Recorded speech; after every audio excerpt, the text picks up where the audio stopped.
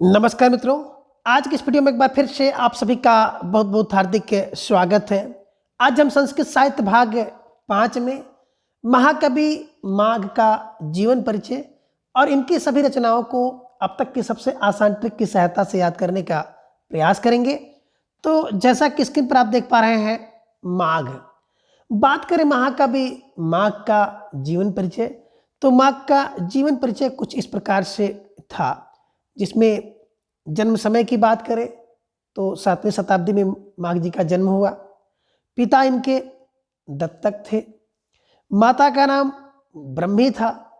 इनका एकमात्र ग्रंथ है शिशुपाल बधम और इन्हें उपाधि जो दी गई थी उस उपाधि का नाम है घंटा माघ। अब देखिए, ढेर सारी जो बातें हैं इन सबको कैसे आप ट्रिक में समेटें, क्योंकि ट्रिक से ही आपको याद करना है। तो देखिए, ट्रिक बना लीजिए। क्या ट्रिक बना कि यहाँ पे 7 है, यहाँ पे माघ है, तो माघ को चाहे माघ माह कर लीजिए, चाहे 7वां माह कर लीजिए। तो आप कर लीजिएगा कि 7वें माघ में क्या होता है, ब्रह्मी के यहाँ क्या होता है, एक शिशु का जन्म होता है। तो शिशु क्या करने लगता है, जैसे जन्म लिया, पैदा हुआ, वो 20 बार क्या करने लगा, श्री श्री करने लगा, है ना। अब जब वो बालक श्री श्री 20 बार किया तो ब्रह्मी जो है घबरा गई और घबरा करके उसने क्या किया, दत्तक को दे दिया।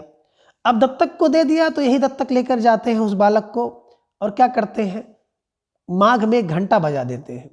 अब जैसे माघ में घंटा बजाते हैं, बालक ठीक हो जाता है, स्वस्थ हो जाता है।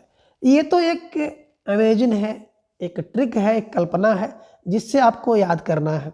क्या याद करना है, सर 7वें माह में कौन, बोले सर ब्रह्मी के यहाँ कौन, एक शिशु जन्म लेता है और शिशु क्या करता है, 20 बार श्री श्री करता है। तो क्या होता है, ब्रह्मी घबरा जाती है और उसे दत्तक को दे देती है और दत्तक ले जाता है, क्या करता है, माघ के घंटे को बजाता है, माघ में घंटा बजा देता है, जिससे बालक शिशु जो है ठीक हो जाता है।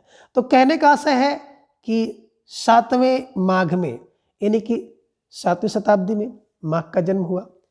किसके यहाँ हुआ, ब्रह्मी के यहाँ हुआ। तो ब्रह्मी इनकी माता का नाम है। अब ब्रह्मी के यहाँ किसका, जो शिशु का जन्म होता है, तो शिशु से हो जाएगा शिशुपाल बधम। शिशु क्या करता है, 20 बार क्या करता है, श्री श्री करता है। कहने का आशय है कि इसमें कुल 20 सर्ग हैं और प्रथम सर्ग में ही श्री का प्रयोग किया गया है और सर्ग के अंत में भी श्री शब्द का प्रयोग किया गया है। जबकि किरात में आपने पढ़ा था कि किरात पहले श्री श्री करता है और बाद में लक्ष्मी लक्ष्मी करता है, ठीक है ना। लेकिन यहाँ पर क्या करिएगा, जब शिशु पैदा होगा माघ माह में, 7वें माघ माह में शिशु पैदा होगा ब्रह्मी के यहाँ, तो क्या करता है, वो शिशु 20 बार क्या करता है, श्री श्री करता है। यानी कि सर्ग के आरंभ में श्री और सर्ग के अंत में श्री शब्द का प्रयोग इन्होंने किया है। और मेरे ख्याल से इसके पूर्व जो टीजीटी की परीक्षा भी हुई थी, तमाम भाई बहनों का उसमें सिलेक्शन भी हुआ है, उसमें शायद ये प्रश्न पूछा था, है ना। तो इसको आप लोग देख लीजिएगा। तो हम लोगों को तैयारी उसी ढंग से करनी है जिस ढंग से आपके परीक्षा में प्रश्न पूछा जा रहा है, ठीक है ना। तो ध्यान में रखिएगा, श्री श्री करता है, यानी कि श्री सर्ग के आरंभ में और श्री सर्ग के अंत में करता है। तो क्या हो जाता है, घबरा करके दत्तक को देती हैं। दत्तक मतलब इनके पिताजी का नाम है। और दत्तक क्या करते हैं, माघ में घंटा बजा देते हैं, बालक या शिशु जो है स्वस्थ हो जाता है। तो घंटा से हो जाएगा घंटा माघ, इनकी उपाधि है, ठीक है ना। तो ये तो छोटा सा ट्रिक था और इस छोटे ट्रिक में आपने जो विशेष विशेष बातें थी देखी हैं, ठीक है ना। तो माघ का समय 7वीं शताब्दी माना जाता है, आपने भी देखा है 7वें माघ में क्या शिशु का जन्म हुआ। इनके पिता का नाम जो है सुप्रभदेव बड़लात के सर्वाधिकारी थे। इनके पिता जो माह थे वो क्या करते थे, सुप्रभदेव के जो है सर्वाधिकारी थे, सर्वाधिकारी थे, ठीक है ना। अब इनके पिता का नाम दत्तक और माता का नाम अभी आपने पढ़ा है कि ब्रह्मी। ब्रह्मी क्या हुआ, तो ब्रह्मी ने क्या किया, दत्तक को दिया था घबरा करके। क्यों, क्योंकि शिशु जब पैदा हुआ तो 20 बार से श्री बोला, ठीक है ना। तो क्या किया, दत्तक ने घंटा बजा दिया माघ माह में जाकर के, बच्चा ठीक हो गया। और माघ विरचित एकमात्र जो ग्रंथ है उस ग्रंथ का नाम है शिशुपाल बधम, ठीक है ना। तो देखिए शिशु की बात हम लोग कर ही रहे थे, माघ माह की बात कर रहे थे, ब्रह्मे की बात आ गई, उसमें दत्तक की बात आ गई, है ना, और घंटा की बात आ गई। तो कहने का आशा है इस ट्रिक में हम लोगों ने सब कुछ देख लिया, कुछ शेष नहीं बचा है। और मित्रों, अगर मैं आपके लिए कुछ करूं, आपको उसका लाभ ना मिले, तो मेरे करने का कुछ अर्थ नहीं है। आप लोग इसको अन्यत्र मत लीजिएगा। मैं ट्रिक की सहायता से आपको याद कराने का प्रयास करता हूं, ठीक है ना। चलें अब आगे देखें कि थोड़ी सी बातें शिशुपाल बधम के रूप में के बारे में हो जाए। शिशुपाल बधम यही है जो बृहत्त्रयी का दूसरा ग्रंथ है। पहला आपने पढ़ा था किसुन, किरातार्जुनियम था, 18 सर्ग था। और इसमें क्या है, दूसरा ग्रंथ है, इसमें कितने, बोले सर इसमें 20 सर्ग हैं, 2 बढ़ा लीजिएगा, 20 बार करता भी है ना श्री श्री। तो शिशुपाल बधम द्वितीय ग्रंथ बृहत्त्रयी का 20 सर्ग इसमें है, 1650 श्लोक है। इसका उपजीव महाभारत का सभा पर्व है। और शिशुपाल बध महाकाव्य का नायक श्री कृष्ण है, रसबीर है। सर्ग के आरंभ में देखिए बात आ गई, सर्गारंभ और सर्गांत श्री शब्द का प्रयोग हुआ है, बहुत मोस्ट इंपॉर्टेंट है ना। और क्या है, इसमें रेवतक पर्वत का वर्णन है हुआ है, ठीक है। ये सब चीज़ें ध्यान रखने योग्य है। अभी इन सबको हम लोग ट्रिक में फंसाएंगे कि कैसे आपको बैठाना है, तो एक बार फिर देख लीजिए, ठीक है ना। और थोड़ा सा आगे चलें, फिर इन सबको हम लोग देखते हैं। ये देखिए, माघ के महाकाव्य शिशुपाल बध से कुछ महत्वपूर्ण सूक्तियां हैं, कभी कभी परीक्षा में पूछ ली जाती हैं। तो अगर आप इसको देख सकिएगा तो देख लीजिएगा, और नहीं तो कोई विशेष बात नहीं है। जिसमें पूर्वरंग प्रसंग आए, नाटकी यस्त वस्तुतः है, बात करते हैं। भाषा वे गरी से गदा की बात यहाँ पे आई हुई है। और अनन्य गोस्त्व केन केवल है पुराण है, मूर्तिम हित अवगम्यते, ऐसी बातें इसमें आई हैं। और दृश्य स्या कथमी दृश्यम समादृश्यम ऋतेरव है, लाच्छयुसुम क्षमे कह छपातकस कांड। और देखिए भली मसम नभ है, ठीक है ना।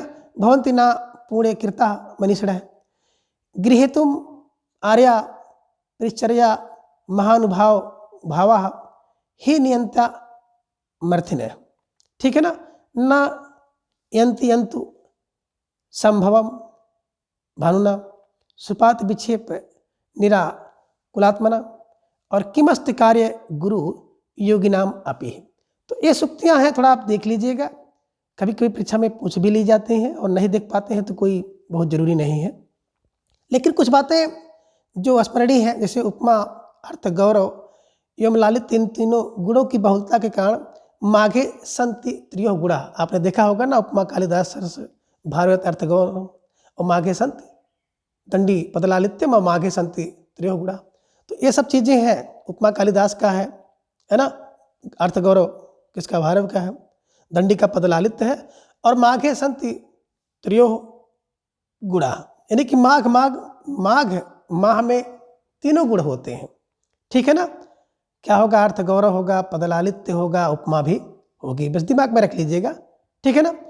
आगे है, माघ बैसड़ो भक्त कवि थे, माघ की शैली गौड़ी थी, और माघ को मालनी छंद अभीष्ट था। ये सब चीज़ें आप देख लीजिए, और याद कराने का जो जिम्मेदारी है हमारी है, कैसे याद करना है। एक बार फिर से इन सभी को देख लीजिए कि सबसे पहले हम लोग माघ के बारे में जानेंगे ट्रिक से।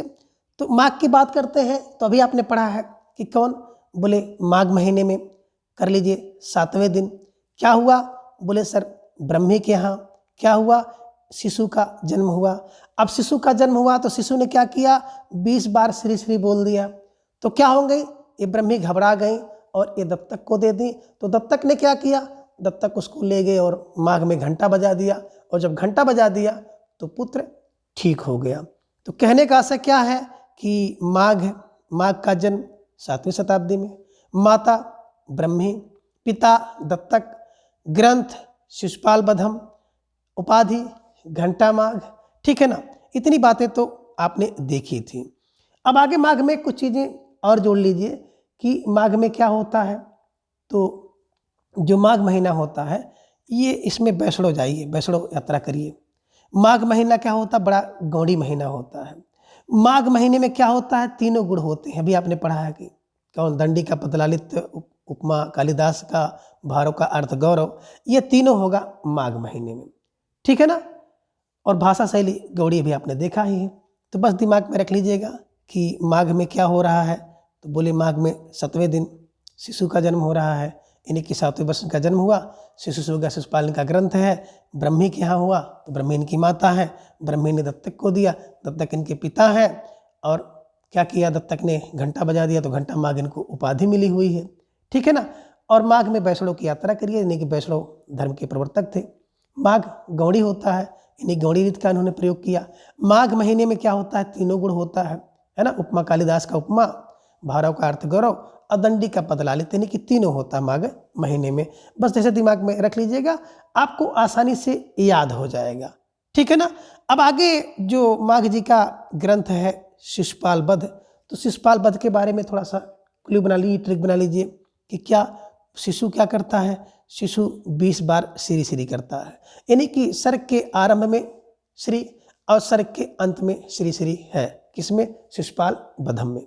ठीक है ना। और कितनी बार करता है, 20 बार करता है, तो आप 20 सर्ग इसमें है। शिशु कैसा है, बोले सर शिशु तो बड़ा वीर है ना। और शिशु वीर है तो कितना वीर है, बोले इतना वीर है कि 16 से 50 वर्ष के युवकों को भी ये मात दे सकता है। कौन, शिशु वीर है। और कहाँ, बोले सर ये शिशु क्या करता है, भारत के सभा पर्व में भी जाता है, इन्हीं की महाभारत के सभा पर्व से लिया गया है ना। और क्या करता है, टहलने के लिए रैवतक पर्वत तक जाता है। कौन, शिशु। फिर दिमाग में रखिए कौन, बोले सर शिशु। कौन, बोले वही शिशु जो 20 बार क्या करता था, श्री श्री करता था। इन्हीं की शिशुपाल वध 20 सर्ग, श्री से शुरू और श्री से अंत। ठीक है ना। कैसा है, बोले सर बहुत वीर है। कैसा है, बिल्कुल वैदर्भी रीत वाला, गौड़ी रीत वाला है ना, गौड़ी रीत वाला है। और 16 से 50 लोगों को मात दे सकता है, 16 से 50 वर्ष के लोगों को। 16 से 50 श्लोक इसमें है। क्या करता है, भारत के सभा में जाता है, महाभारत के सभा पर्व से लिया गया है। और रेवतक पर्वत तक के यात्रा करता है, टहलता है। तो इस प्रकार से इन सभी ट्रिक की सहायता से आप बहुत अच्छी तरह से माघ जी का जीवन परिचय और माघ जी का जो ग्रंथ है उसके विषय में जान सकते हैं। तो आज की इस वीडियो में बस इतना। अगले वीडियो में फिर हम किसी एक नए कवि के बारे में जानेंगे। तब तक के लिए धन्यवाद, नमस्कार, बाय।